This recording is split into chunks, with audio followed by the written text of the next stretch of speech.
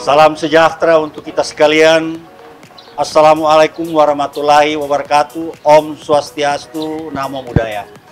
Saya Victor Batara, Wakil Bupati Kabupaten Tanah Toraja. Dengan ini mengucapkan selamat Hari Anti Narkotika Internasional yang insya Allah jatuh pada tanggal 26 Juni 2020 dengan tema Hidup 100% di era New Normal. Mari kita produktif, sadar, sehat, dan bahagia tanpa narkoba. Hidup ini indah, dan pada akhirnya akan kita akhiri. Tetapi jangan akhiri hidup ini dengan narkoba. Mari kita perangi narkoba bersama-sama. Cegah narkoba dan cegah COVID-19. Stop narkoba.